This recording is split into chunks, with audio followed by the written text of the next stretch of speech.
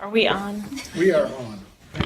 I have 1 Whenever you're o'clock. ready, Are you Laura. guys- Okay, that's Yep, what I go was ahead. just gonna Yep. say. Okay, hello. We're all here attending in East Peoria waiting for snowstorms. But anyways, good afternoon and welcome to the Rails Board meeting. I'm Laura Turner, President of the Rails Board, and I call this meeting to order Friday, January 18th at 1 p.m. Emily, can you please call the roll? Sure. Christine Barr. Dave Barry. Sue Busenbark. Here. Michael Campbell. Here. Gwen Gregory. Here. Liza Hickey. Here. Jay Caston. Here. Paul Mills. Here. Scott Poynton. Here. Daisy Porter Reynolds. Dee Runnels. Here. Nadia Shake. Here. Michelle Simmons. Thomas Stagg. Here. And Laura Turner. Here. We have a quorum. Okay, we will move on to public comments. Or no, I'm sorry, recognition of a guest and announcements. We're going to start here in East Peoria this time with guests. Hi, Kendall Orson, Rails. Okay, do we have any guests in Burr Ridge? Yes, we do. Mark Hackett, Rails. Jim Krieger, Rails. Ann Slaughter, Rails. Emily Feister Rails. Shane Plass, Rails. Richard Kong, Public Library. Deirdre Brennan, Rails. Ryan Heppel, Rails. Joe Philippek, Rails. Dan Bostrom, Rails. That's it. Okay, thank you. Do we have any guests in Bolingbrook? Cole Valley? Illinois State Library? Hi, this is Gwen Harris. Roads.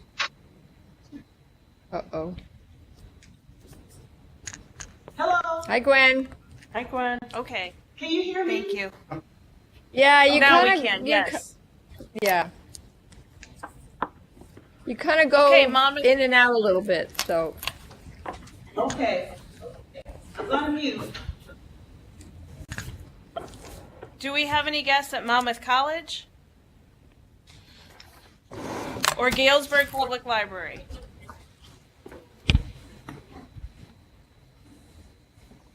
Okay, we will move on to public comments. Are there any public comments in Burr Ridge or any locations?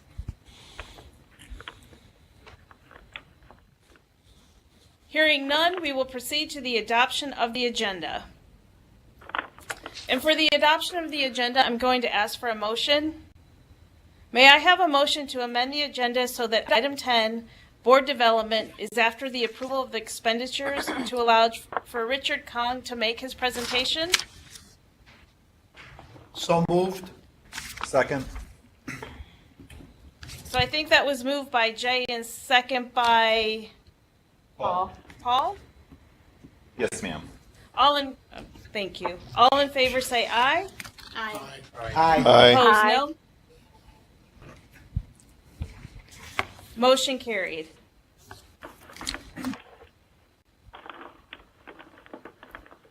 Approval of the Rails Board minutes and financial reports and expenditures. May I have a motion for the approval of minutes of the November 16, 2018 Rails Board meeting? So moved. Second. By Jay. It's really hard for me to see here who's making the motion in the second. So maybe if you can say your name as you're doing that, that would be really helpful. Okay, that was So who Scott made- that moved. Okay. So moved by Scott and second by Jay. Yes. All in favor say aye. Aye. Aye. Opposed, no. Motion carried. So next we have the Rails financial report. Jim, can you please give that report?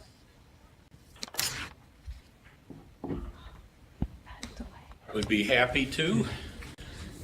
In your report, in your packets are the Rails financial reports for the month of November and December, 2 separate reports and 2 separate listings of the expenditures. I'll just go over the highlights of where we were through the middle of the year, which is December 31st. We had a lot of good things happen in November and December, namely the receipt of 2 area and per capita grant payments in the amount of just over $2 million and nearly $1.8 million, one of which was towards fiscal year 19 and one of which was towards fiscal year 18. So our general fund cash and investment balances increased by how much was it? 2.6 million to 12.6 million, which would fund an estimated 13 months of operation. So we're back over a year again. Our revenues are now above budget by $314,000 with the receipt of these grant payments, which account for $214,000 of the $314,000 variance. Our investment income continues to increase. It's $140,424 through December. It's $30,824 over budget. And just for comparison, as recently as fiscal year 2014, our investment income for the year was $5,239. So it's come a long way from 0.002% to around 2.5% in the last several years. Our expenditures are $437,957 under budget. Nearly every category is under budget. A major one being personnel, which is $133,000, and that's under budget primarily due to filling some vacant positions after a couple months, and then 2 new positions. Or 2 positions opening up in November, which haven't been filled yet. Our health, dental, and life insurance expenditures are $12,680 under budget. Our renewal rate for our PPOs was an increase of only 2% and no increase for the HMO. And in the report, I talk a bit about the HRA program, the Health Reimbursement account program, which you authorized us to begin in 2017. And basically what this did was force everybody onto the high deductible PPO plan who was in a PPO plan instead of the low deductible. And these carry lower premiums, and we would, through the health reimbursement arrangement, we would make up the difference if they incurred a deductible of between $500 and $1,500. And we estimated the savings from this program would be $25,000 to $50,000 a year, and my best estimate is that we saved about $34,000 this last year. So this is built into the budget, but the savings continues. And another thing I wanted to note was our IMRF rate for 2019 is only 0.91%. That's the minimum that it could be. We were 112% funded. It has nowhere to go but up after this year. And the IMRF did make a change recently in their reinvestment assumptions, which could increase it our contribution by about 1.6 percentage points right there to make up that funding. But they went to a more realistic assumption of investment returns.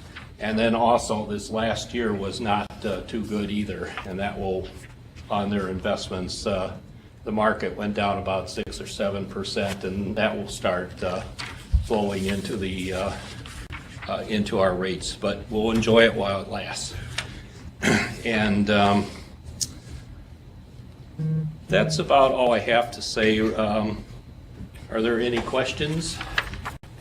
Yes, sir. Getting back to the IMRF and our contribution rate, what factors are involved in determining what the rate is, going from 4.69% down to 0.91%? There was another good year of investment. 2017 was their investment return was about twice of what the assumed rate was. It was around 15%. But every entity in IMRF is calculated separately what their contribution rate will be, and so it's based upon their population and their their employees, and retirements and age and all that, and it can change, and so it's a very complicated set of formulas. Thank you. So it can fairly quickly. Jim, have you heard what their final number was for 2018? What IMRF earned? No, I haven't seen that yet. I haven't either. Okay. I'll be watching for it. But the stock market itself was down around 7% overall. Jim, Yes. I read the presentation that was made to the IMRF board, and their outside actuarial firm I think recommended that they put their assumed rate of return not even lower than the 7.25 they agreed to, but it seemed to me the argument they were making was 6.75. So I'm wondering if at least all IMRF participating institutions might expect if there's going to be a gradual decline in that I wouldn't be. What I thought I read was they were at 7.5 and they recommended to go at least to 7.25, and then I think there was a recommendation to go to 7 after that. So I wouldn't be surprised if next year they take that up again and possibly go to 7%. But I don't know about much lower than that. But there are entities that are in the 6.5 to lower range. It's probably affected by the attitude and how the current market is doing and the optimism at the time. This is Laura. This is Dee Runnels. Is it too soon to go to the statement or to the statement of net assets, government funds? Go ahead. That's part of the financials. Sure. Yeah. I just had a question on that one under liabilities and revenue. It was the $3.1 million in grants. Are those assured grants, and it's just that they're staggered over a payment over a period of time? Oh, you're talking about the deferred revenue amount? Deferred revenue. That's the amount that was our grant award last year, which was not received by our 60-day window that we have in our financial statement. So what we record is an accounts receivable and then an offsetting deferred revenue. So and what is that grant? money is that the stuff from? That's the state area of per Illinois? capita grant. yes. Okay. Yes, that's the area per capita grant. That's what's due to us. Actually, a little more is due to us because we understated the award. It's 106,000 more. So we have 3,200,000 something that is a Still waiting to voucher come with in. the comptroller's office that's waiting payment. Yeah. But we will get it someday. I'm sure this year. That answer your question, Dee? Yep. And if I had it written down, but if I thought about it, I thought, you could have gone back to see what the balance was due on the per capita grants, but I didn't. So, okay. And Laura, did you have a question? I did have else. a question in regards to the health insurance. I know you Yes. said that we're saving some money there, but I wondered if we had any feedback from employees if they're feeling that the coverage is adequate and that the amount that they're paying on their end is reasonable. I think you should probably just re-explain a little bit, Jim, that we offset that increase in premium, Laura, that, when we forced them as. What we We used. paid the difference. Yeah, what we used to have was a Okay. high deductible PPO or preferred provider and a low deductible preferred provider. And this program forced everybody who elected to have PPO, and there's also an HMO option and a HSA option too, which is even a lower cost. Which is a health savings account. Health savings account, yeah. Okay. So the people who would have been in low deductible were switched to high deductible. But what Rails did is that with this HRA program, the health reimbursement program, is that if these people incurred a deductible expense of over $500 and between $500 and $1,500, the account reimbursed them for that. So basically, it equated everybody, although we were paying a deductible for the premium for the high deductible, everybody's basically on a low deductible insurance plan. So, Very nifty. yeah. So it's good.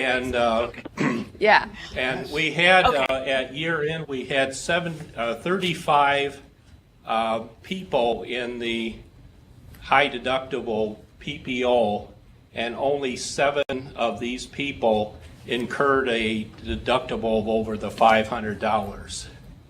So the insurance, Blue Cross Blue Shield must love people being in the low deductible plan, because they just don't pay out that much on it, but they get a much higher premium. So we are taking advantage of that fact. Good. Thank you. Thank you. Are there any other questions on the financial report? Okay, we will move to 6.3, approval of expenditures for November and December 2018. May I have a motion for approval of the expenditures for November and December 2018? And I'll just add the amount for November was $951,849.51. And that's listed at the end of the November report, the listing. And December amount is $746,794.49. So moved by Jay. Second by Campbell. Okay, Emily, can you please call the roll? Sure. Sue Busenbark. Yes. Michael Campbell. Gwen Gregory. Liza Hickey. Yes. Jay Caston. Yes. Paul Mills. Yes. Scott Poynton. Yes. Dee Runnels. Yes. Nadia Shake. Yes. Thomas Stagg. Yes. Laura Turner. Yes.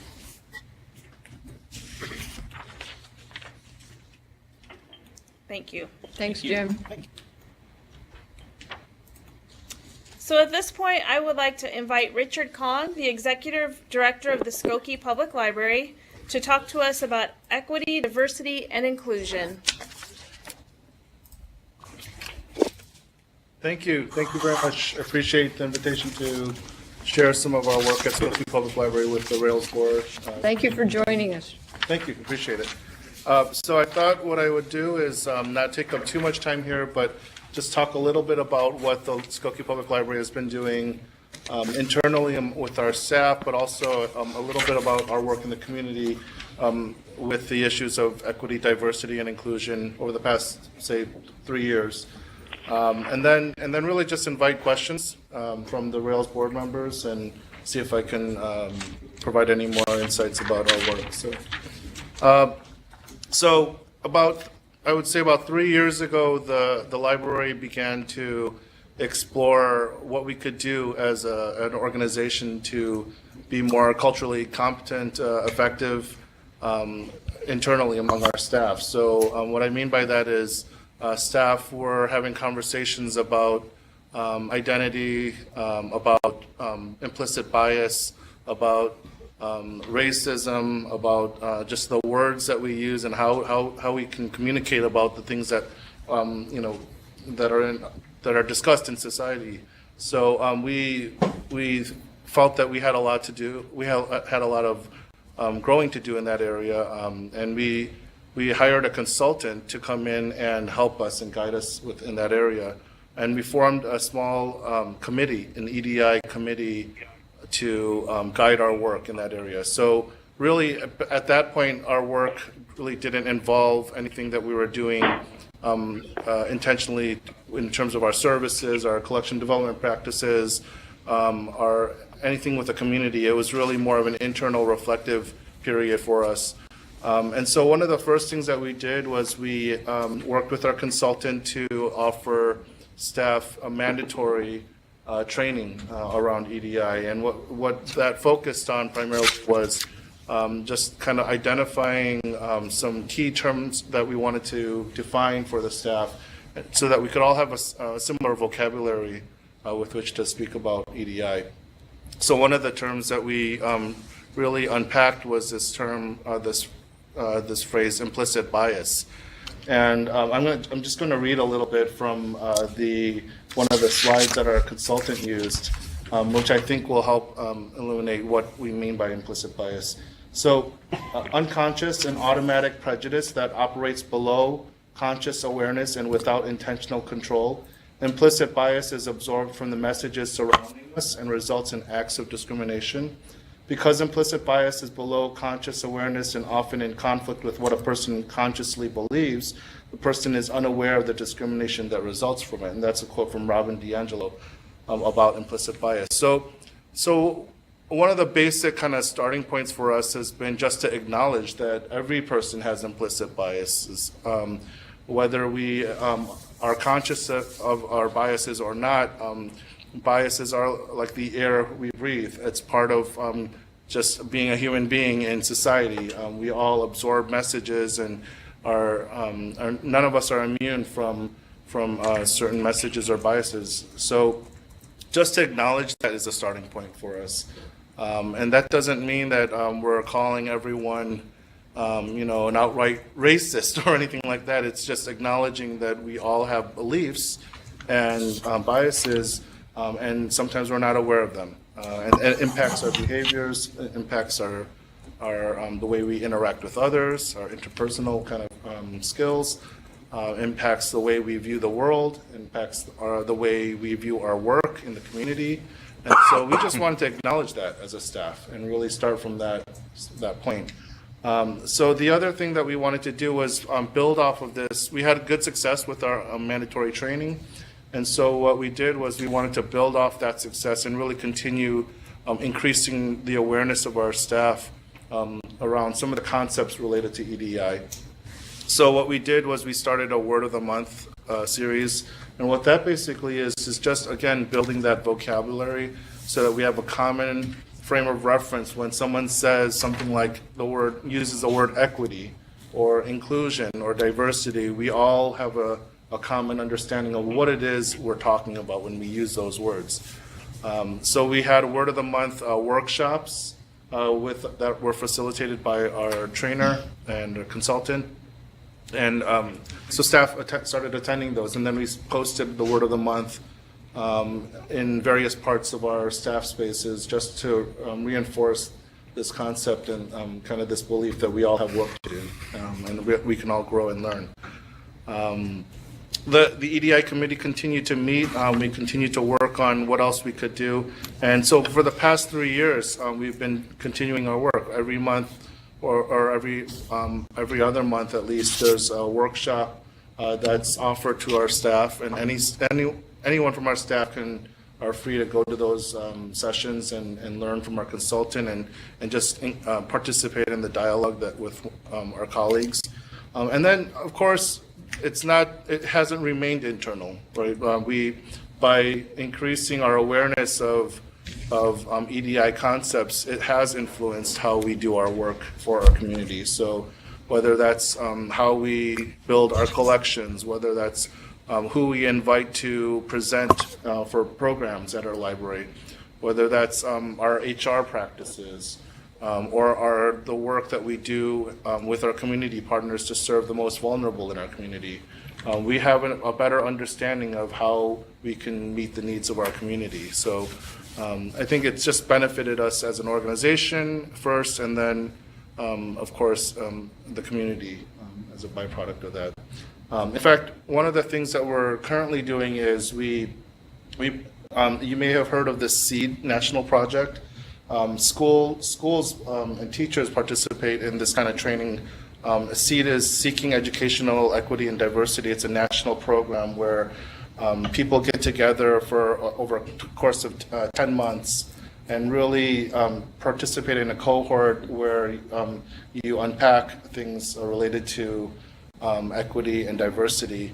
And normally it's done in schools for faculty or for community members, but what we're doing is we're working with community partners to sponsor community SEED cohorts.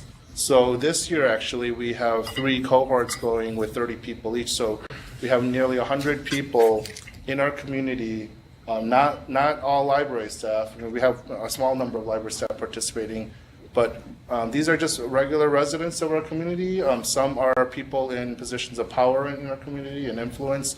And every month they get together in these 3 cohorts and really are led by facilitators and really unpack some of these concepts as well. So, and that's had a tremendous impact on our community in terms of how we, as a community in Skokie, talk about equity, diversity, and inclusion, and how we want to make progress. So on top of all that, I just want to also mention that we're actually bringing this EDI training to our library board, because I think it's important that from our board perspective, they understand exactly why this is important to us as an organization, and why it's built into our even strategic planning documents. So just 2 months ago, we had training with the library board with our consultant, and then we'll do it again later on this year. So that's just kind of a basic summary of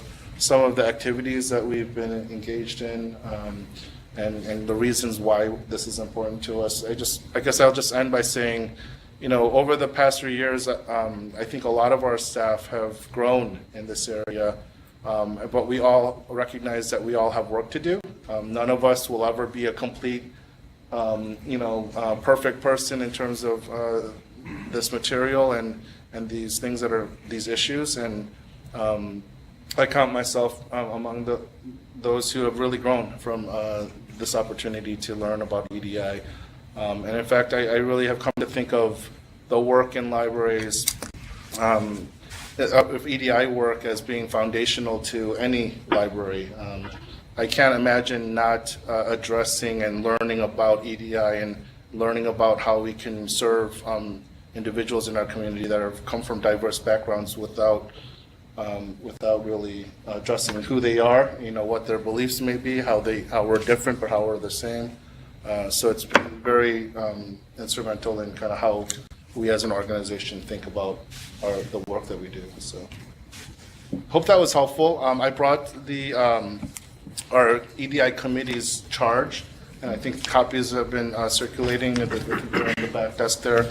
But this gives you an idea of a little bit more detail about our core beliefs that guide our EDI work, our focus areas, and the role that the committee plays in our organization, and then also how even the structure and roles within that committee play a part in the functioning of that committee. So I'll also note that one of the things that is written in this charge is that the director of the library must be a member of the committee, and I was happy to put that in there, because I really think that there has to be like an institutional buy-in and administrative buy-in for this really to take hold and be effective. So,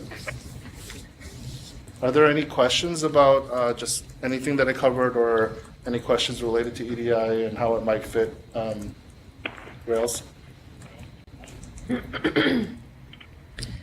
I guess I would just I would say that you and I have talked about how Rails, this is an issue for libraries. You know, people don't know where to start. Right. You've had these conversations, I know, with other libraries, and that, you know, I see it not only as the sort of the, you know, in line with our strategic plan goal about, you know, building a just society and all that stuff, but that it's an issue for libraries, for our member libraries, and therefore it is something that we need to be able to help them with. Absolutely, So- I agree with that 100%. Rails, I think, is in a position to, with its resources, to really take the lead and be a tremendous resource for libraries all across the system. A lot of people that I talk to working in libraries ask me about our work at Skokie, in Skokie, and I provide as much as assistance as I can. But I often hear comments like, we don't have the resources, we don't know where to start, we don't have an expert on staff. You know, a lot of this stuff is difficult to talk about because we're not, as a society, accustomed to really talking about race and identity and diversity in constructive ways. To have, in my opinion, to have Rails take the lead on some of this stuff for the system and really be a resource for any library or any member of Rails to go to when they need help getting started at their own library and in their own community, it would be a tremendous asset. So. Yeah, I had a conversation, I think I told Joe about it, where a director from a small library out a ways, really wanting, you know, knowing that this is an issue in her community, but also knowing or fearing that her community won't be receptive to hearing about it, and, you know, being worried about staff being not dealt with, you know, in a happy way by the community. I mean, just a lot of issues that come up when you, as you say, when you haven't been thinking of, when you're, I mean, we don't grow up feeling comfortable with these topics. Right. So when you feel like you need to really do something, it's extremely difficult. And I would also add, I mean, along those same lines, you know, another thing that I often hear is, well, you know, I'm not from a very diverse, racially diverse community, so maybe I don't need to do this. And I know Skokie is very diverse in terms of its ethnic and racial makeup, but I think what's important to understand is that, you know, if you're living in this world, it's important to, and you're human, it's important to really engage and wrestle with these topics, and in my opinion.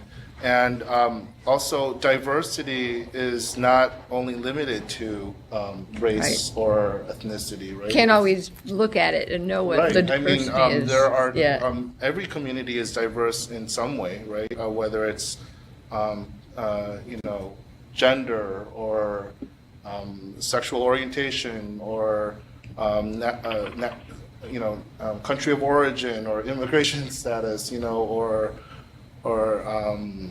Religion. or, yeah, I mean, it can go on and on, right? Age, education level, like there's so many ways to look at diverse communities. Right. And it's important, in my opinion, to engage with this material so that whoever you are in whatever kind of community you work in, you're being as effective as you can be in serving your community. So. Yes. So you told us a little about what the program. Can you tell us anything about like effects that you feel like it's had either on the staff or the community or? Absolutely. I mean, we've measured along the way after each training we measure through a survey, you know, measure the outcomes from the training, and not to go into all the details, but I can tell you that overwhelmingly positive results from those surveys in terms of how staff feel in terms of their own competencies and skills, but also how they feel more confident in engaging in dialogue about these topics. It's also, as I mentioned, impacted the way we do our work. So 4 years ago, we weren't doing as good a job with building diverse collections, representative of our community. We weren't, the speakers that we were inviting to give programs weren't as diverse, and representative of who's out there. Our HR practices have improved since we started having more engagement with these topics. It's just, the way, it's just kind of like the air we breathe again, and the lens that we look through as we do our work, whatever it may be, whether it might be a very small thing or a strategic kind of broader thing. It's really affected how we see things. So, yeah. Does that help? Yeah, thank you. Richard, can you give us, can you tell us one or two practical things that you learned from this experience? Like things that you're implementing, I guess, or changing, what you've changed? Yeah, at the library? Yeah. One big thing is, I don't know if it's kind of a strategic way of looking at things. We're going through our strategic planning process right now, and one of the things that we are asking ourselves is, as we think about, how some may be marginalized in our community and without a voice in our community, by thinking about that, we built into our strategic planning process a focus on hearing from those in our community who may not be the usual go-to people when you ask, what do you want in your community? Sure. We actively sought out the feedback and kind of the stories of those who are most vulnerable in our community, whether it be income levels or any other factor.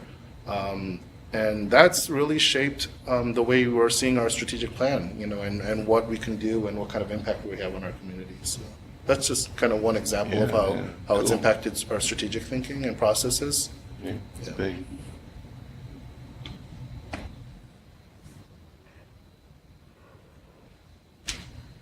Any questions? I don't think there's any more questions here in Burr Ridge, Laura. Do you guys or have anything, or anybody else? Maybe just a comment. So I really like that we're talking about this because it's really challenging me to think differently.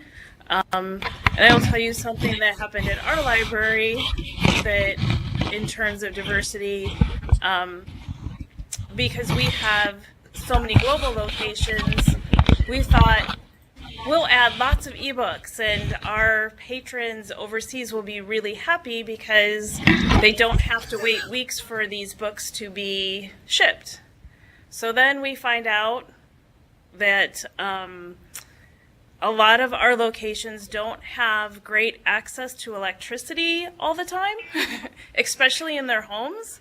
So when we thought that we were doing something to really serve our patrons, from our viewpoint, we actually weren't, because we didn't understand the situation that they had on their end.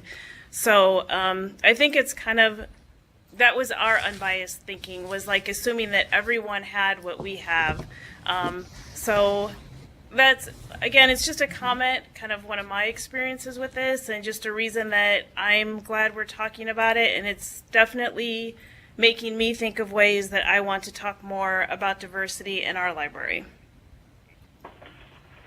Wow. That's wonderful. She's from Caterpillar. I don't know if you. Oh, yeah, okay. Yeah.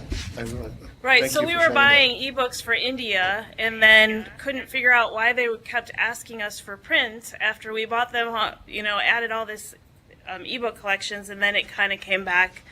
There were issues with electricity in the homes not always being constant, so they liked print because they knew they would always be able to read a print book if they were working after hours at home. Wow. So. That's a great So, story. Thank you. I mean, it's a sad story, but it's certainly illustrative. Yes. Right, well, and it was totally, like you said, unconscious, because we were thinking of things as they are where we live, not seeing it from somebody else's shoes. So. Right. Okay, thank you very much, Richard. Really Yes, appreciate thank you, it. Richard. And If I can be of any yes, we assistance, will. please let me know. You know, I will hold you to that. Yes. I also, just one other thing, I brought copies of our latest newsletter from the library, and I think it gives you an indication of maybe the variety and the breadth of programming that we do, and also how kind of diverse programming has become something that we really think about and care about. So That's I'll great. Just leave these here. Yeah. Great, and we'll make sure we get them to our board members who are Okay. elsewhere as well. Thank you so much. Richard. Thank you. Thank you. Always nice to see you. Okay, we will move into item number 7, reports, and we will start with a report from the Rails president. And I do not have a report. So we will go to the board committee reports. Sorry about that. Consortia committee. What a cue! This is my board. All right, hold on a minute. We don't know what that's about. Consortium committee is a very mellow committee. It's under your chair. How come Paul gets theme music? Okay. All right. Paul, did you have Okay. a report? Sorry. Yes, in addition to the music, the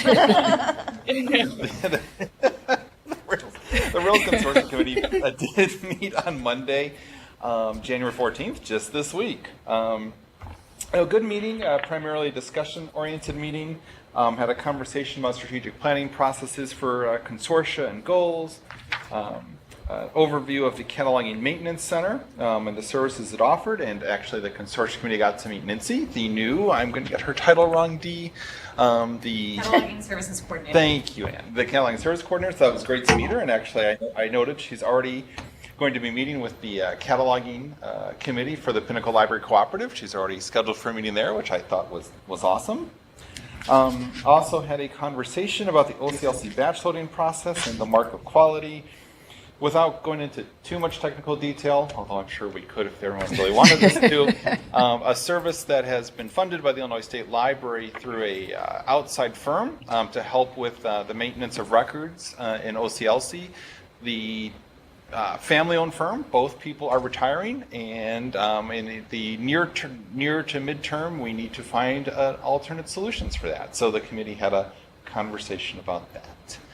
I don't know, Ann and Jane, did I miss anything from the committee meeting? That's a good summary. One of the things that struck me about the strategic planning discussion, there was an interesting sort of sidebar discussion about the shared catalog consortia is being viewed by their members as more of a utility or more of a community. So a little bit of tension there. That was a very interesting discussion, I thought. Yeah, true. Yeah, it was a good meeting. I wanted to just point out one thing, this is Gwen. In the consortium committee reports that also this committee gets, that we were able to get a report from the Carly Consortium, which we haven't had for a while, so I'm hoping Thank you, we'll be Gwen. able to get Yes. more news from Carly so everyone can hear what Carly is up to. Yes, that was great. Great. That is my report, ma'am. Thank you. Executive committee did not meet, so we will move to a policy committee meeting. Oh, it's me again. Yes. The policy committee has not met, although I believe we will be meeting in the near future. Okay. And next we have the resource sharing committee. Jane? Yes. Yes, the Resource Sharing Committee was scheduled to meet in December. However, there was a lack of significant agenda items, so we canceled the meeting and just sent the committee a written update.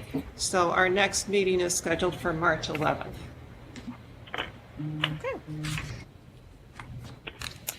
All right, we will move to 7.3 Rails reports. And we have the Rails monthly report. All right, thank you. So I will just add a few things, amplify a few things in my written report. Number one, I hope you were able to watch the Dreams Take Flight video that I supplied the link. Scott is nodding his head. It There will, It was great, I said. yeah, thank you, yes, it is great. So this is, as I've told you before, a pro bono project that we had some assistance from a great content marketing firm in Chicago. And this video is part of telling the library story, which we'll talk more about later. There is a premiere of this video on January 31st at 6 p.m. at the Gail Borden Library. We'll send you more information about that. I also, on the very back of the packet of reports, is a memo about school libraries and funding. I just wanted to draw your attention to that because it took me a while to find it because there's a lot of documents in this. I also wanted to say that I did attend the ISLE board meeting last Saturday, and I think I'm really glad that I went. I wish I had gone sooner. They are very interested in us having a liaison with ISLE is the School Library Association, and they don't have a lot of resources, the financial. I think Rails can assist them in some ways, particularly, for example, they're doing strategic planning and they don't have a budget. I think we could help them. You need to have a budget. And just in a variety of ways. I think the more that we know about them, the more that we communicate with the organization, the more we'll know about school library issues, and the more that we might be able to help them as an organization and as a board.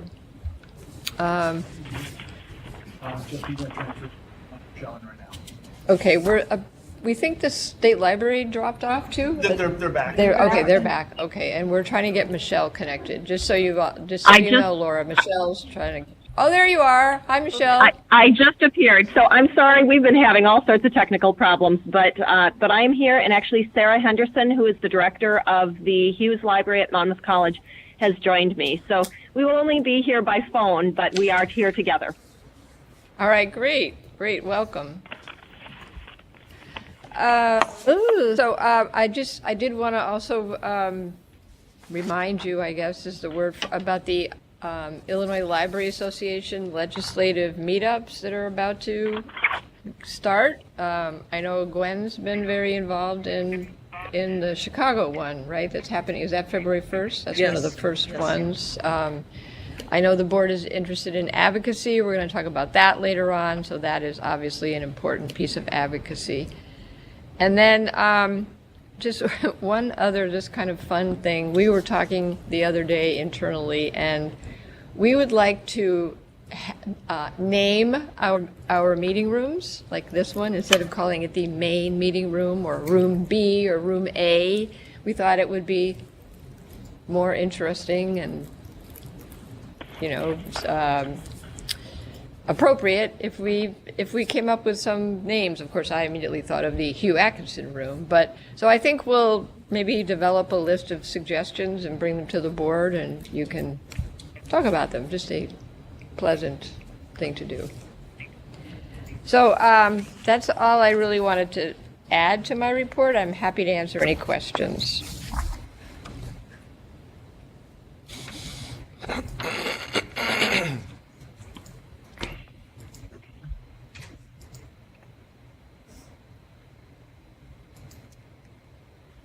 I am not hearing any questions. So it was I'm always impressed with how many activities that Rails is involved in. That was my thought as I read that report, and it looks like lots of good work. So thank you, Dee. Of course. Laura, this is Sue. Okay, go ahead, Sue.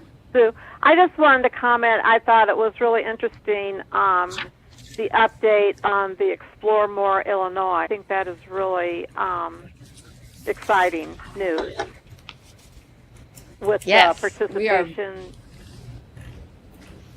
Yes, we are very happy about this. Different programs. Yes, it is. It is actually going live on April 1st, and this is not a joke. And our colleague Jessica, who has been working on this, was actually in Springfield this week, and she met with she was invited to go down there and meet with the Convention and Visitors Bureau people. Springfield, the public library in Springfield, the Lincoln Library is the public library, invited her because they are very excited about this program and the possibilities for Springfield. So she met all these people in one room at one time, and they were very excited. We thought it was really important to have the state capitol sites if we could. A lot of people go there from all over. And also in the room was the director of the Illinois Museum Association, who got very excited about the program. So she's going to work with Jessica to put her together with some other people. So I think it's going to be a great thing for libraries. So I have a I think question. so too. I thought that was really exciting news. Thank you. So I have a question. A while ago, I asked, and this was starting out just for public libraries. Is it still only for public libraries? Yes. Or okay. Yep. We just don't see any other way of organizing it. This is similar to a program that's already in effect. I know at my library, the Vernon Area Library, there's a program where the patrons can come and check out a card. Yep. It's called Museum the Pass. Thank you. Yeah. Sometimes it's, Museum Adventure. Museum Pass, Museum Adventure Pass. and Yep. it gets you to the planetarium, Yes. aquarium, whatever, and Yes. some local Yes. activities or whatever. Yes. This is not designed to replace that. That's quite limited in terms of the number of libraries that can belong to it. So, very limited. Yeah, no, I mean, so this is designed to, obviously, this is available to public libraries. Sorry, Gwen, we can talk about that. I can't visualize how it would work beyond public libraries. But that doesn't mean it can't be done. No, I mean, I could certainly see that, like, our students might want to go. I know. Especially ones who are not from here or don't have public library access. Right. I'm just trying to imagine Yeah. from the attraction point of view, the possibility that, students could go to their public library, their college library, just how to deal with it from that point of view. But like I said, I'm happy to talk more about it. This is free to libraries, and it's available to all publishers in Illinois, which also doesn't really help the unserved, which is another thing that I'm worried about. But you got to start somewhere. Yep. Thank you. You're welcome.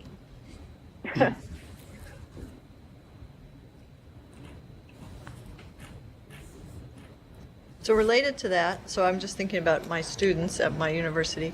So this is for Rails libraries. Will the Chicago Public Library get to participate? Yes, Chicago they have their own museum. They have a pass separate program. one, yeah. Chicago is included, yes. They're not members of Rails, but, I mean, that's something we would have to discuss. But the population is covered, so that's paid for in terms of the people.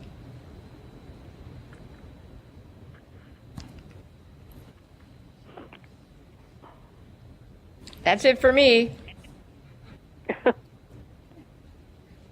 Okay, we will move to the Service of the Month report. Jane. Yes. And the service of the month is certification, which a lot of you have already heard of, and some of you have done it or will be doing it. So certification is an annual process that runs from January 2nd through March 31st every year. It is a requirement of system membership. In fact, at this point, is part of the administrative code.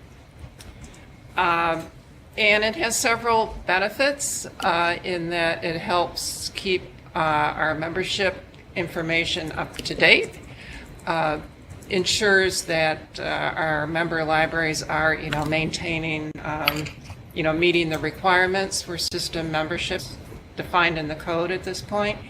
And also, in some cases, some parent organizations will unfortunately close their school library or their special library and sometimes forget to tell us about it. So it does help keep things up to date. So each system member must complete 2 parts: the Ilinet Interlibrary Loan Traffic Survey, which is a statistical report on interlibrary loans that have been done, both requests and filling interlibrary loans.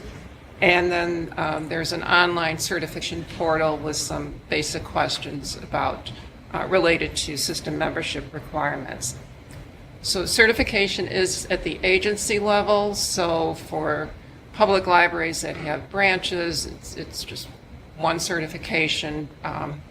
For school libraries in a district, it's to the district level. State library handles the actual certification software and helps coordinate that. So Rail's role is to promote it and inform our members, which we are doing through regular e-news articles. We have an alert on our website.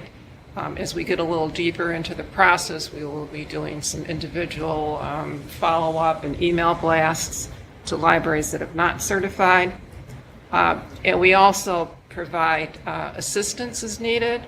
And if a library responds in a way that indicates they wouldn't meet some aspect of system membership, that's called an unexpected response. I would say in the majority of the cases, that's due to some misunderstanding of what the question means. And so we work with them, explain it further, and the library can go back and revise their answers. So Emily and her team have been doing the vast majority of that work. And then if there are cases where it is, an issue more than a simple misunderstanding, you will let us know, and Joe or I will follow up with the library and work with them as needed. So as I said, that process runs through March 31st. So at the April board meeting, we will be bringing you a list of any members that certify, either because they just haven't bothered to do it or because they truly do not qualify for system membership at any point. And then we will ask you to recommend them to the state library for suspension. Good news is that all of our system members certified. We didn't have to recommend anybody for suspension, so we are certainly hoping for the same result this year. Looked up some statistics. So the interlibrary loan traffic survey needs to be completed first. And of our 1,282 member libraries, 659, which is just over 51%, have already done the traffic survey. And as of 1 o'clock today, 452 of our libraries have completed the online certification piece, so that's 35%. So I think given that we're not even a third of the way through the period, that we're doing quite well. I think kudos to Emily's team on that. Questions?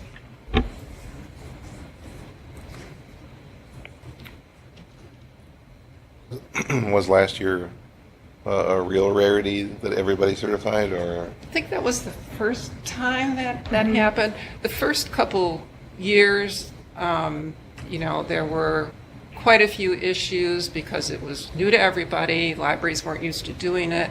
There were some technical glitches that had to happen with the software. And then the other piece of it was, during the financial times leading up to the merger and the years immediately after that, there hadn't been a lot of outreach to members. There were a lot of membership changes that had to happen, a lot of cleanup, but things have improved every year since then.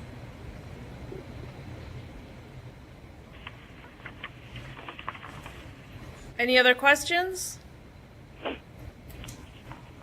Okay. Thank you, Jane.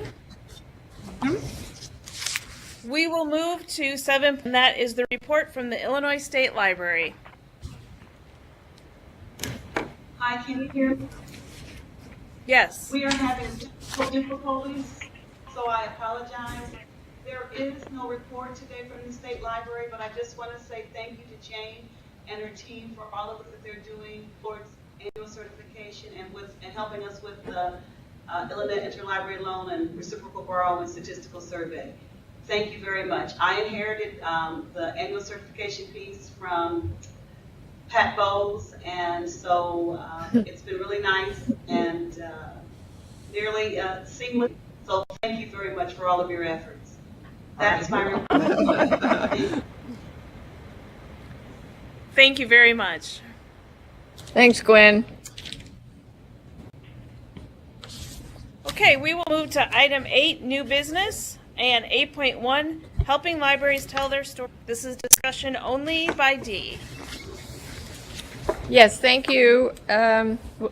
So the campaign is in your packet. It's document 8.1. I'm going to ask Dan to come up and join me here because Mary is not here today. Had to go out of town, and actually I think I may put this on the agenda again next month, if that's okay with you all, so that Mary can talk to you about it, because it's obviously very important to her. But essentially, just want to say that this campaign came right out of from our end, because we heard so much from libraries during our listening sessions that libraries needed help telling their story, articulating their value. So we have a few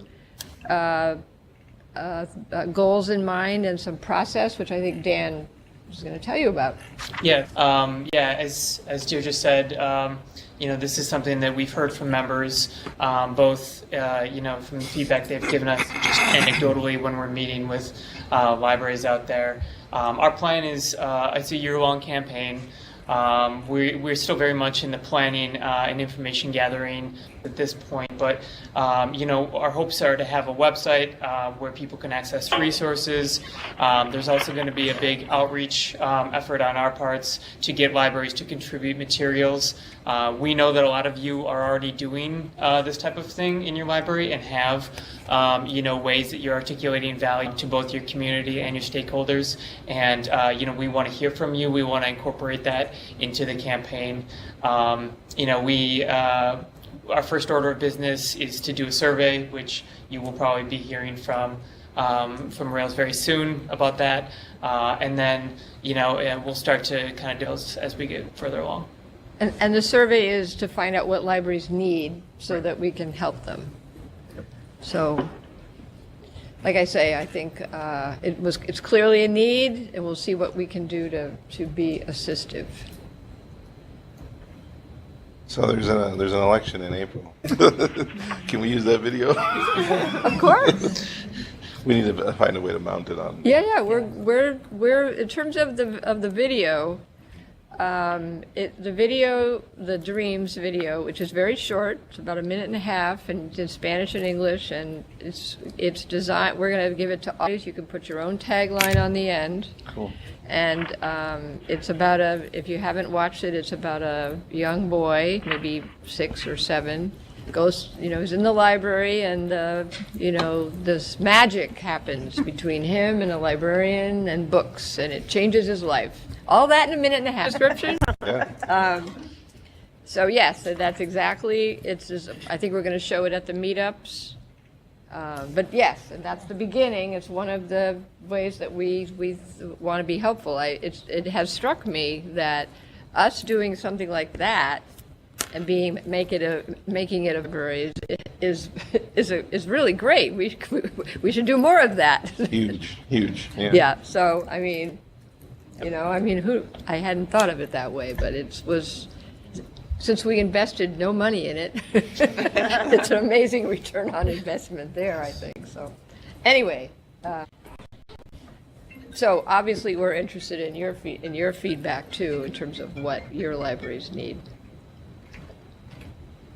So that's all we were going to tell you today. Any questions? I would like Mary to have an opportunity to weigh in on it next month, and it's just. We'll report on it as it goes. Well, we will look forward to hearing from more about this from Mary next month. Yes. All right, thank you, Dan. Thank you. Of the nominating committee, Yes. D. And yes, that's a little bit misleading because it's not actually appointing anyone today. But I did want to just get us started down this road. The election, it will be, obviously, I think we, based on our conversations and, Richard's discussion today, we certainly want to see what we can do to increase the diversity of the board. So I figured the sooner the better to get started. So, and that's good. Find board members, run. In terms of the seats that will be up for election, Scott's term is up in June. You can run again. Term would be up. She was elected to she finished out a term, so she was on board for 1 year. And Daisy actually is leaving Illinois. She has resigned her job in Aurora, and so she will not be running again because she will be living in Missouri, and she's going to the library. So that seat will be open. And then also Laura's term is up, and you cannot run again. I'm very sorry to say, Laura, this is your 2 full terms, 6 years of service to Rails. Yeah. So we'll be looking for a special librarian. Well, you're all special, but librarian. Just not as special as me. Right. Yeah. Of course. And then Sue and Michelle's terms are up for re-election. So we will, as I said, we'll be looking for nominating committee members, and we'll hopefully get that appointed next month. And that is the president appoints the nominating committee. Any questions about that?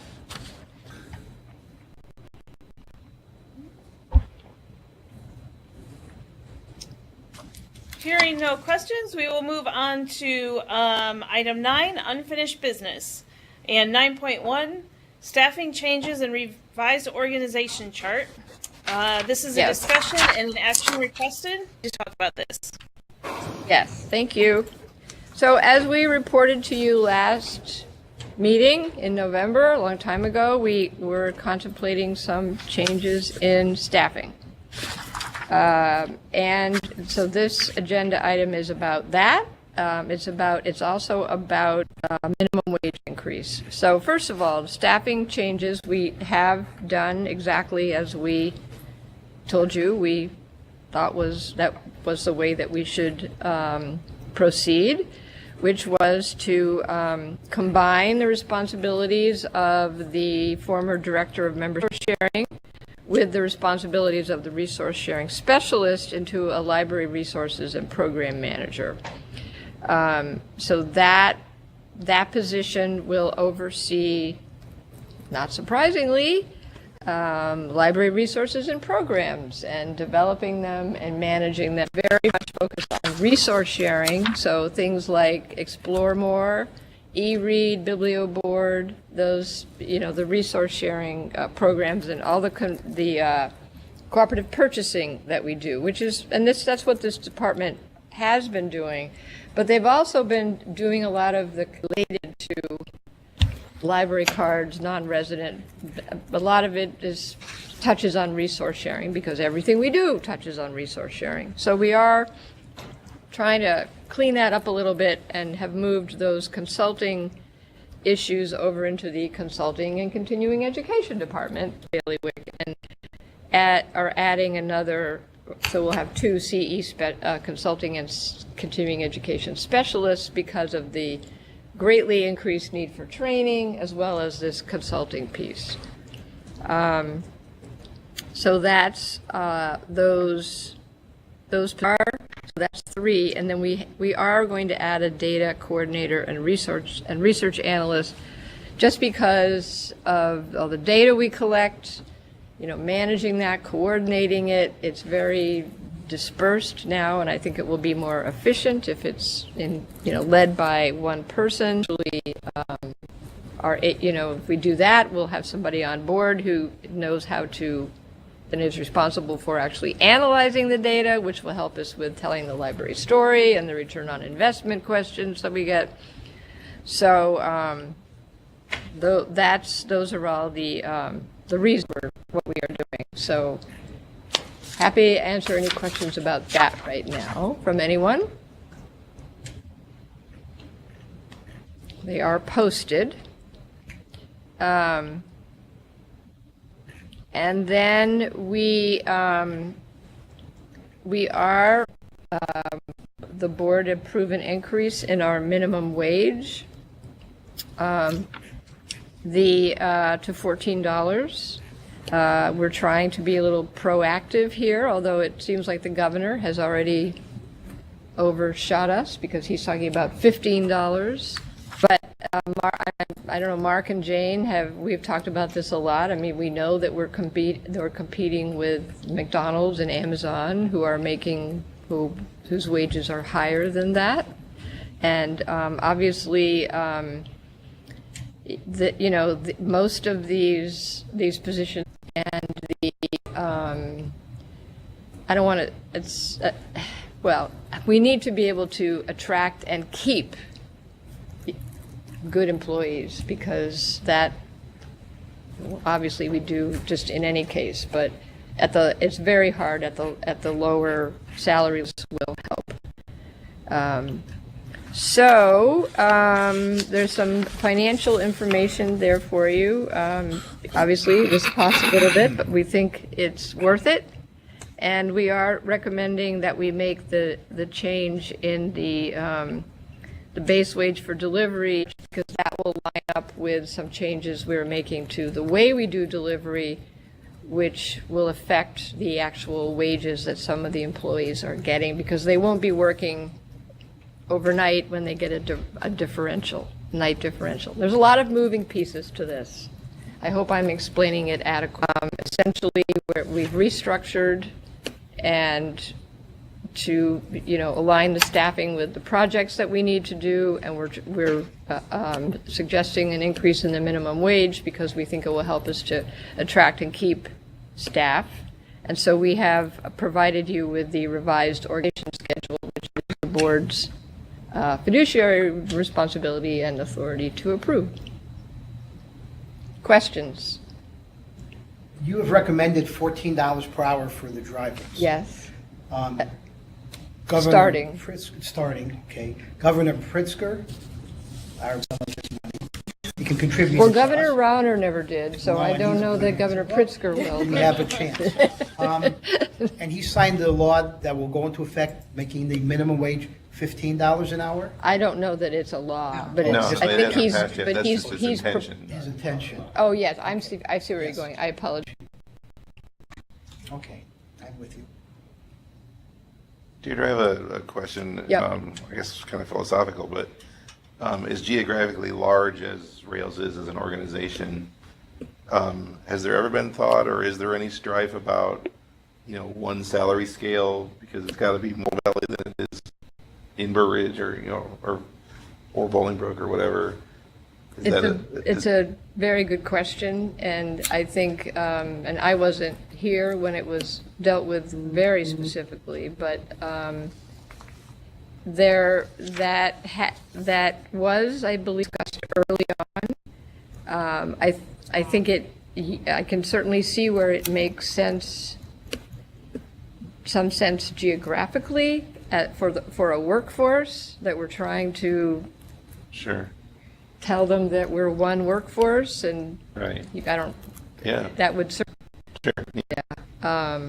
And unfair, whatever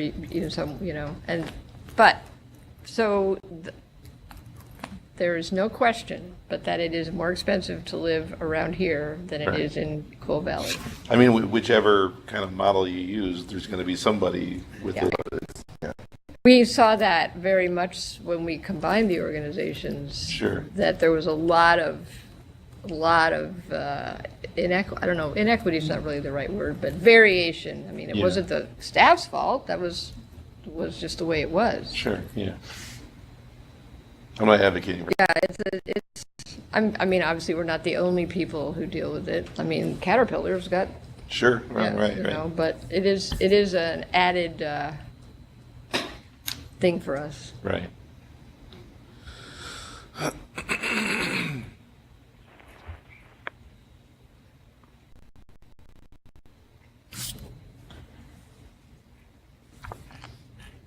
Okay, I'm sorry. Does anyone have any further questions?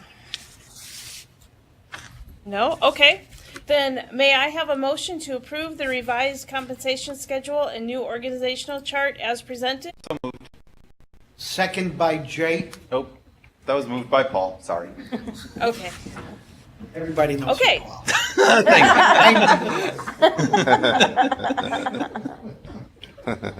All in favor say aye. Aye. Aye. Opposed, no. Motion carried. Thank you very much. I think this is going to be great for Rails and for its members. Okay, we will go to 9.2, Universal Service Committee next steps. This is discussion Right. and action. And Maybe. Dee will go ahead and get started. Yes. All right, so I kept giving you a lot of information here. I thought it was best to give it to the whole board, not just to the future unserved committee. And I did give you, I wrote a memo just to kind of give you a little background. As I say, it is very interesting to how long this has been around, the same discussions over and over. Iowa Systems were going to solve the problem, and one of the reports said that we weren't going to need non-resident library cards after some date because of something that somebody was going to do. You know, unfortunately that did not come. I wanted to give everybody the opportunity to ask any questions or discuss this. There's just a lot. This is a big nut to crack, I guess, is what I'm trying to say. But all of the information I did, as I said, I want to give you an opportunity to discuss it. And just in terms of the committee itself, let me just say that obviously we have, board members who are going to be on it. That's great. I've also, as we agreed with in the charge, I have at this public library directors who have agreed to be on it, and they are Carol Meadow from the Gail Borden Library in Elgin. They have a very interesting unserved issue up there. Elgin is, there's a lot of unserved sort of pockets, even a checkerboard, a patchwork quilt. It's crazy. I think we have the map in here, but I can show you after, or the map on our website. And then at the other end of the scale, we have Larissa Good from Michelle's Library, Warren County. They are a county library, and they serve both districts. And Larissa's already been very proactive, and Michelle has been great on this topic too, in terms of reaching out to other libraries nearby when they can't figure out where the person belongs and making sure that that person gets a library card. And also asked, so those are both library districts, very different districts. I've also asked Lynn Stainbrook from Rockford if she would be willing to serve on the committee. She's very interested in being on it. She has given a tentative yes. She's building a building, but she's interested in this, and I think it would be really interesting to have her perspective, especially since she has worked in other places besides Illinois. Jane and I have talked about the committee. We do think that it is not solely a public library issue. It is certainly a community college issue, potentially, but we thought the core group to start And I was thinking that maybe we would have quarterly meetings, and we would try to have one in March. So that's kind of where we are. And if you're interested in a tentative yes for now, or we can wait until next month when we have a clearer picture, but we'll still try to get a meeting, I think. So what else did I want to tell you? We've had, I don't know if Gwen is still there. Yeah. Questions about the unserved, right? I mean, there's other things that I can tell you about too. I mean, the State Library is very interested in this topic. They have expressed a desire to be part of this committee. There are things that are going on outments and other kind of very local micro ways that people are attempting to remediate this situation. Did you have anything you wanted to add, Gwen?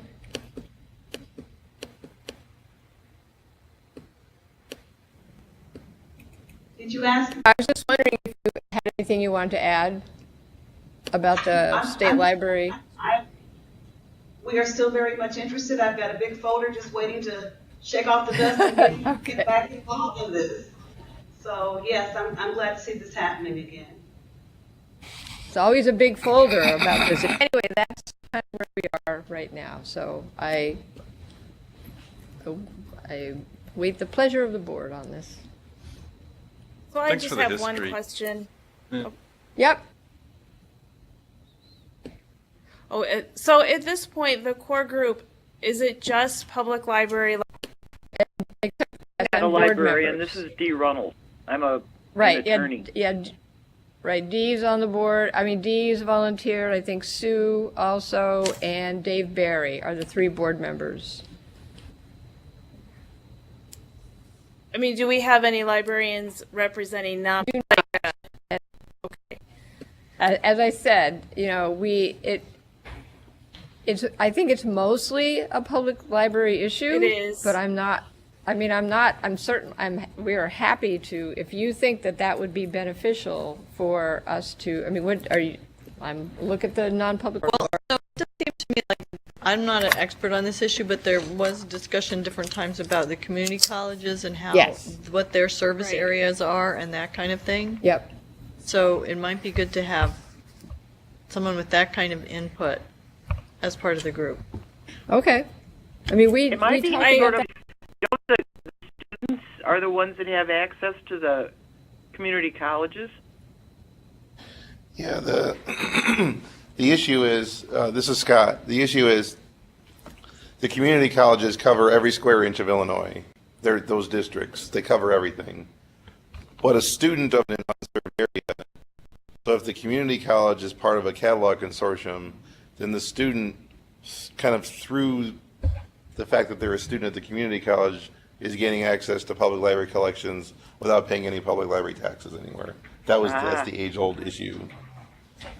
And the other piece of we've been looking into this and with the community colleges, and we talked about it at the resource sharing committee meeting, that some community college actually provide service to not students, to community members. Yeah. So it's not everybody. That's true. Yes, not every college does. We're trying to get more to the bottom. We're never going to get completely. Sure. But yes, so yes, we can certainly do that. I mean, that was one thing that Jane and I did discuss as in terms of that. We will ask a community college librarian to serve on the committee. One that has been in that space, and that actually Scott and I did experience together years ago, was Highland Community College in Prairie Cat. There was definitely issues between the public libraries in that service area of the community college. Expanded services or established services, public library services within the Highland Community College District, and I believe Laura Watson is still at Highland. Oh, okay. She might be worth. What's her last name? Watson. Yeah. Paul, is that the one where the public library wanted to annex the unserved area, but in order to do that, there needed to be many people who didn't want to vote yes because they're already getting the service through the community through college. Highland Community Kind of College. back door. Yeah. So why vote to pay for something when you can get it for free through the community college was kind of the. That is the definition of no good deed goes unpunished. That is unbelievable. Yeah. Right. Okay, so we will continue to look for committee members and report next month, hopefully get the committee appointed. Does that sound like a reasonable schedule to you all to try for quarterly? Those of you who are going. I said I'm interested on being on this. Yes, great. Okay. All right, well. I have just a comment or a question. When a committee meets quarterly, is there enough continuity? It's very hard. Yes, you're right. People meet more often. I just. Yeah, no, I know. Jane and I find this. I do that with the trustee forum. Yeah, It's right. very difficult. Right. Once every 3 months to. Right. Continue from the prior meeting. Right. Yeah, it's a tough thing to balance, but I figure we'll try it. Yeah. Yes. Yeah, another thing would be once you have your core committee, maybe see what they want, because this seems to be an issue people actually really want to be talking about right now. I mean, maybe your core committee will be okay meeting a little bit sooner. How the timeliness of the meetings. Yes, that's a good point. I'm just always very sensitive to people's time and. Right. But yeah, you're right about that. It's just, of course, one of the first questions they ask is how often will it meet before they will agree to get on it. So, right. See? Okay. All right. Thank you. Thank you. And thank you for the history report. That I actually read it. It was really interesting. It is interesting. Yeah. Starting in 18. Interesting. Well, there was one comment in there in the report from like 1963 about counting library statistics with cigarette cartons. How times have changed. Times have changed, Okay. right? Yes. 9.3 in the Advocacy Committee next steps. And this is you again, Dee. I know, it's me again. So, it's just about me all the time. So I gave you a little overview here. A number of board members volunteered to be involved in this. So there's already a lot of advocacy that's going on. Illinois Library Association has actually 2 monthly meetings: the Public Policy Committee and the Advocacy Committee. They meet at our Polycom site, or usually the main meeting site. And many of you in this room and out there have been part of these committees. Scott was chair of PPC. There's people else where you're a liaison, Paul, I think, in some ways. That's chair of intellectual freedom. Yeah, but that is a great meeting to go to, and anybody can go to it to just find out what the issues are. Same with the advocacy committee. They meet in the afternoon after the public policy committee meets, and they're the main movers behind the legislative meetups and those kind of very specific. And the trustee forum, are you the chair of the trustee forum? Oh, well. I hold almost as many hats as you do. Not quite. Could you just say a few words about what the trustee forum does? The trustee forum is a group of library trustees, and we work on advocacy and continuing. He has a lot more knowledge than I do. And one of the issues that I deal with is that we meet quarterly also, and I lose a lot of continuity. It's because we're all going in so many different directions, because we have all different types: smaller libraries, middle, larger libraries, all with different funding requirements and needs. We have workshops that we put on. It's really, and I work very closely with Cindy Robinson, the deputy director at the ILA. She's very, very helpful. Yes. In getting a lot of speakers and presenters and advising us. Yep. Was I correct in saying welcome to attend course. Functioning as trustees? in Of a course, sense? Yeah. anybody Okay, is welcome to attend. yeah. I love to listen to everybody and try and figure out how everything works. It's coming from just one library for so many years. I've been a trustee for 24 years now, and then working now where it's so diverse, and it needs one. Yep. Yeah, it is, and we're very good at it, I think. Very good, yes. Considering, yeah, I don't just mean Rails, I mean librarians.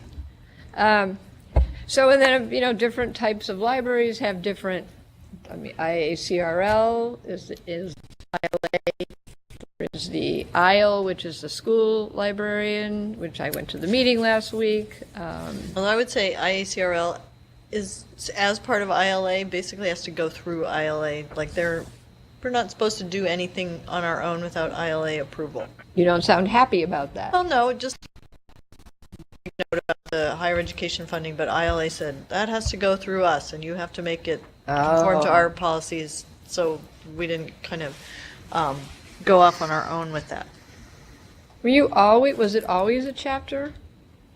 I don't know about always, ILA? but it has been for a long time. It used to be a chapter of ILA. They went off on their own. I bet for a similar reason. So anyway, I think I'm conscious of this group, the board, wanting to be advocates, which I think is awesome. Bringing up these other meetings because I don't want us to be. There's already, there may already be ways we can be active without actually, having duplicative meetings of our own. Maybe we could meet. Maybe our advocacy committee could meet. PPC and advocacy or something. I don't know. I don't know what the group wants to do. But there are already a lot of options for advocacy. And I'm trying to remember who volunteered to be on advocacy. I think I did. And Liza Tom and Liza and who else? I volunteered for something, but I can't remember. I said Tom. I think Michael maybe. It'll be the Yeah, Michael. Downstate advocacy. And Michael Campbell. So, what is your pleasure? Or do you want to think about it? Do you want us to set up something for the next, at the next the public policy and see what you think? Or? Yes, I would like that. That's me could- personally. I don't know how everyone else feels. You could start there. That works for me too. All right, well, maybe we'll start with. Excuse me, this is Scott.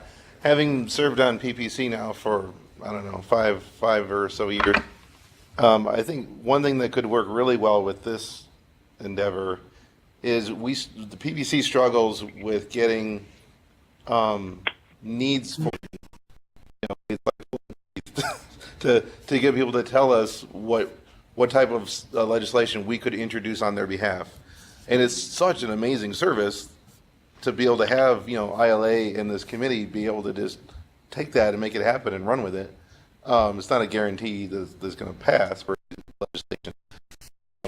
This committee could somehow solicit from the Rails membership ideas and then hand those over to PPC.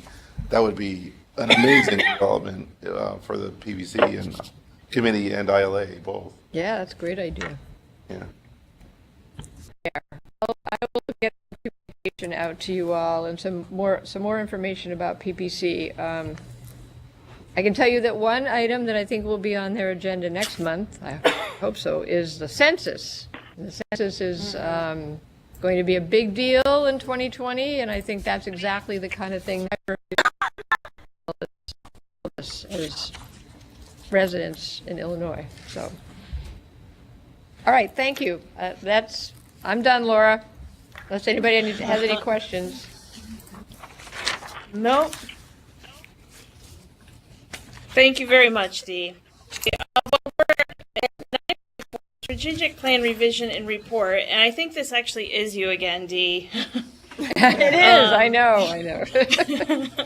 I promise not to talk so much next time. So, and this is basically our last business item.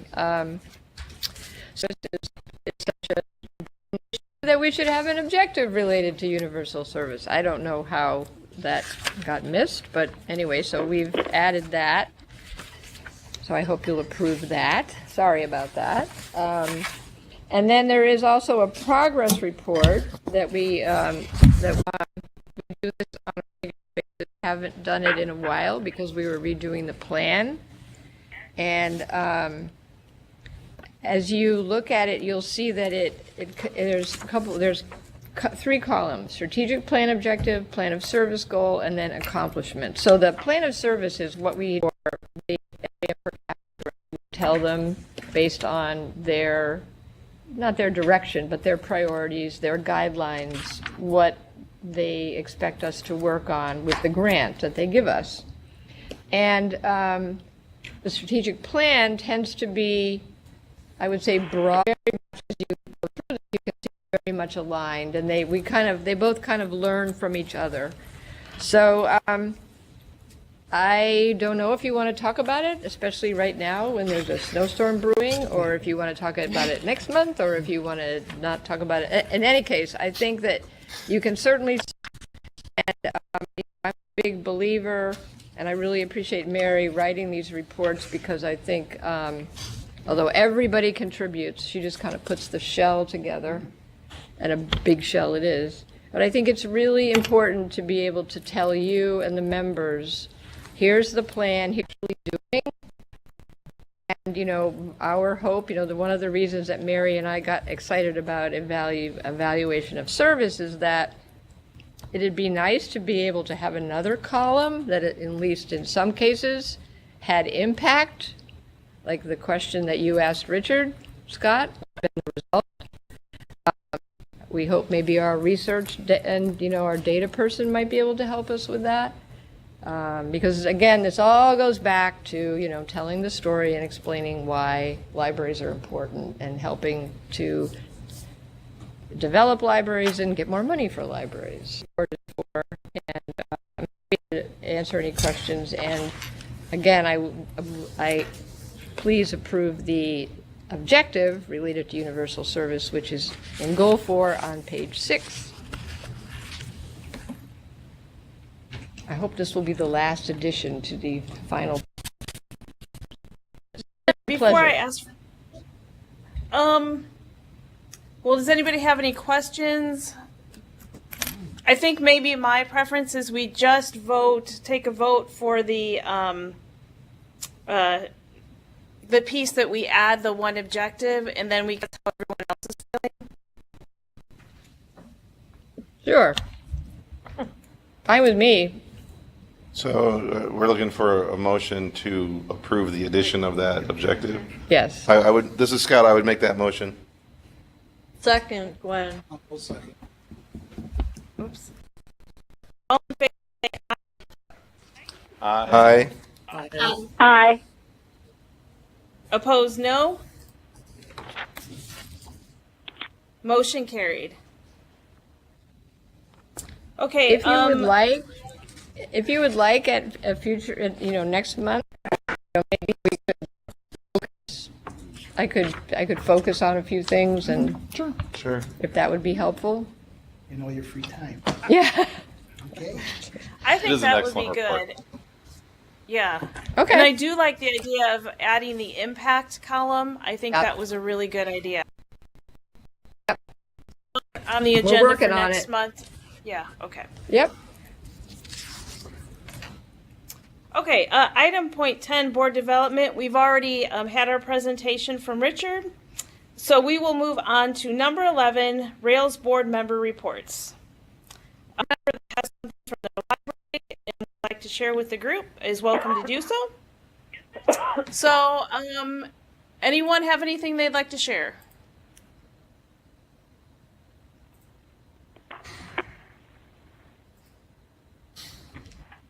So this is Scott. In kind of phase 1 of the called the Student Success Card Initiative. It's an idea that we stole from somebody that made a presentation at PLA in 2018. But the idea is that we're working with local elementary schools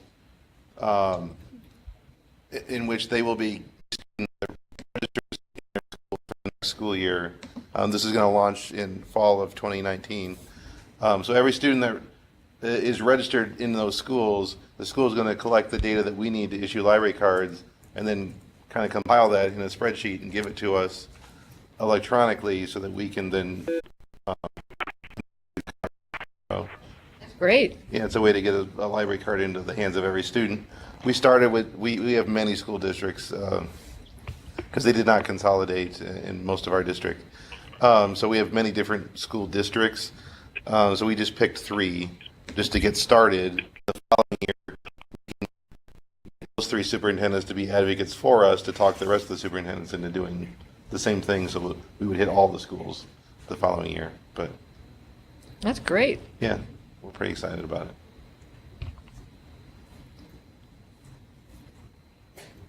Thank you, Scott. Anything you'd like to share?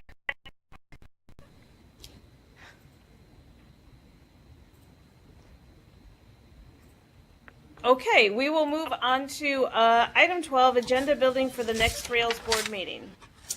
Our next meeting will be Friday, February 22nd in Burr Ridge. April meeting, I believe we're supposed to meet in March in East Peoria, but we're thinking of switching that to April if there are no objections. And we can vote on that schedule change at the February meeting. And we will also appoint the nominating committee at that will be on the February. Any questions or discussion on that?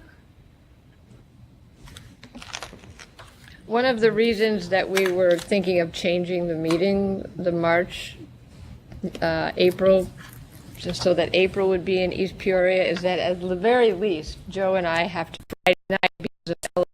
You guys have to be there too. Correct, yeah. So it's a lot easier to get to Springfield from East Peoria than it is from here, especially if you have to be there within like 2 hours, which is not possible actually from here. So would March be in Aurora then? Because we're Daisy is our board member. Right. So maybe it's up to Daisy. Is she gonna be there? She won't be there in March. Maybe not the end of March. Doesn't mean we can't go to Aurora. No. We can go to.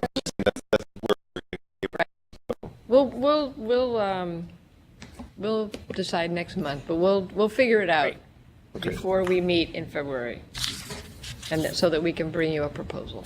okay. Okay, attendance. Hopefully you're ready for the snowstorms coming in.